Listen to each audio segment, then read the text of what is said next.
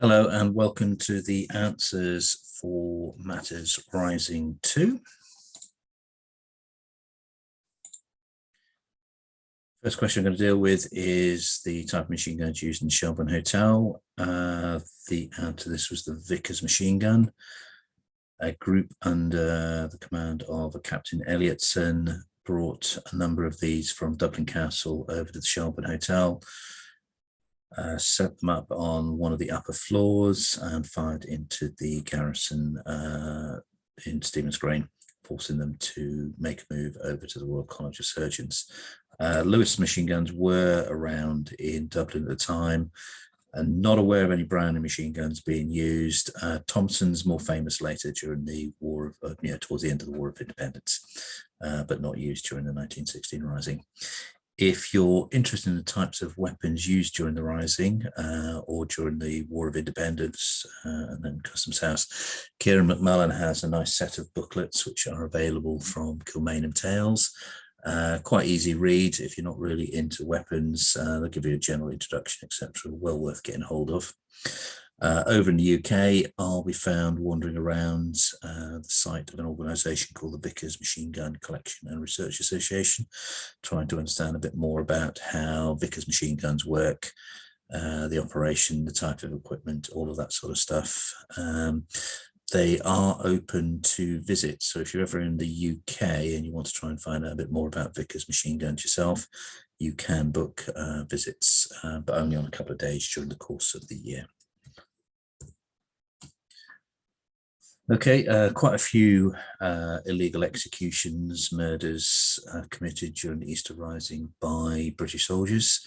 Most famous, obviously, those that were committed in Portobello Barracks on their North King Street. Less well known, potentially, are the executions over at the Guinness buildings at St James's.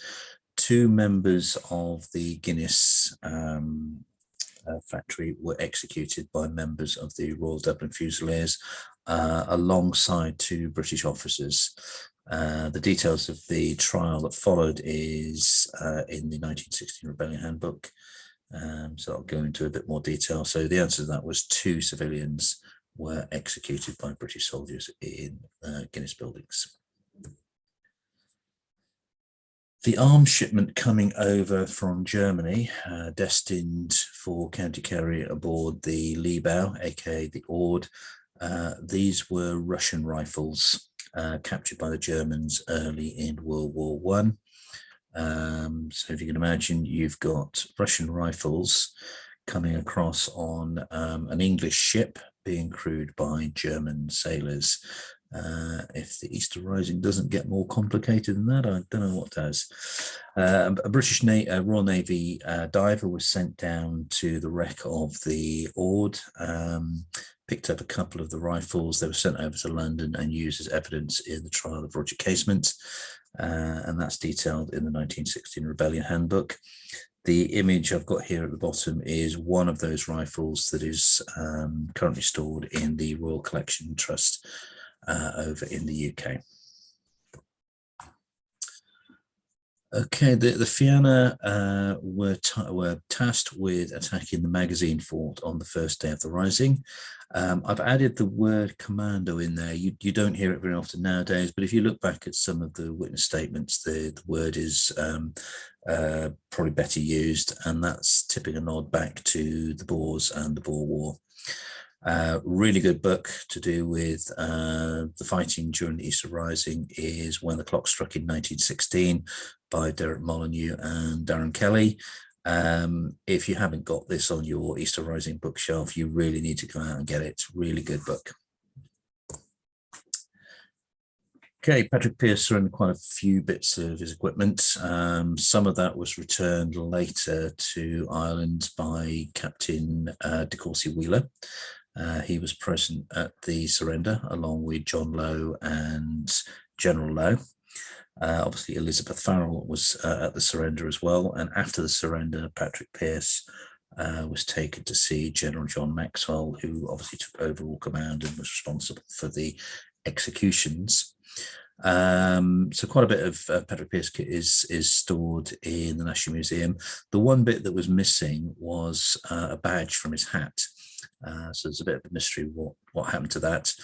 The answer to that came through a book called The Hollywood Hussar by someone called John Loder, who was an actor working over in Hollywood.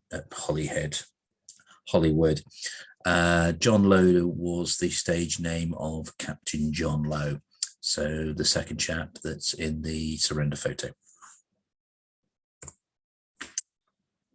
1916 medals, they first made appearance in 1941, so 25 years after the Eastern Rising.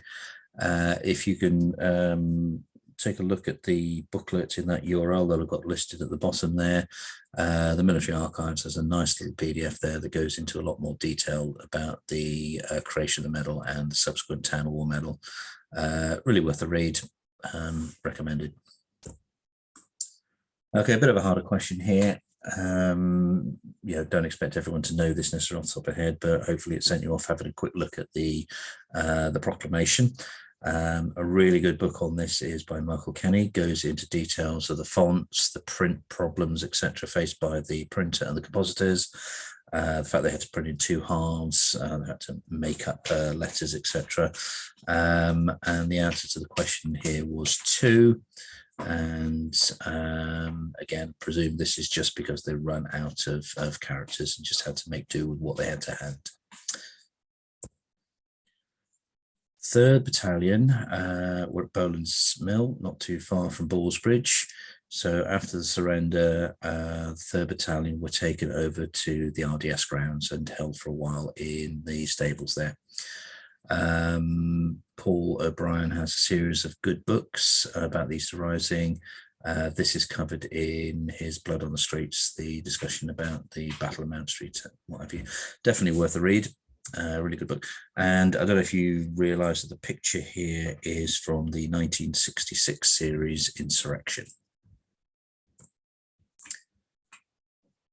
Neville Shute, a fairly well-known author a few years ago, probably not as well-known today.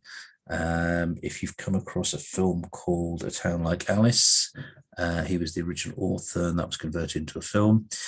Neville Shute's full name is Neville Shute Norway. He was the son of Arthur Hamilton Norway, who was the chief secretary, I think that's the right phrase, at the GPO. And he was a schoolboy over in Shrewsbury. He was in Dublin for the Easter holidays, somehow got involved with the St John Ambulance, and was recognised in the 1916 Rebellion Handbook for doing good work as a stretcher bearer. Okay, the answer to which ship fired towards a target near Boland's Mill is the Helga, probably better known for firing on Liberty Hall, but it did also fire on a target distillery near Boland's Mill. HMS Adventure was in Dublin area, but it's a very big ship that definitely didn't fire on any of Dublin. HMS Dove was a smaller destroyer that was ferrying people backwards and forwards between Wales, England and Ireland. Laburnum fired on the volunteers over in Galway, so a mixture there. The firing of another shell sometimes gets attributed to the Helga. So Kilmainham Jail put up this photo in the middle here on Twitter. Interesting little shell, no details of the sizing, etc. So the question I sent through to them was, a bit more information. And it turns out that this is from a small gun that was put on a lorry and fired by Royal Navy gunners from the area around Percy Place. It was firing on the same target as the Helga. And quite a few shells went over the distillery, over the river and landed in Easter Wall.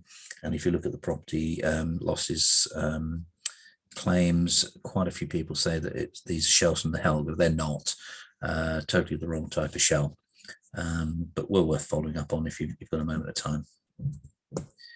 Okay, that's it. Thank you very much. Hopefully that was of interest, and I'll post up a link to Matters Rising Quiz Set 3 very shortly. Thank you.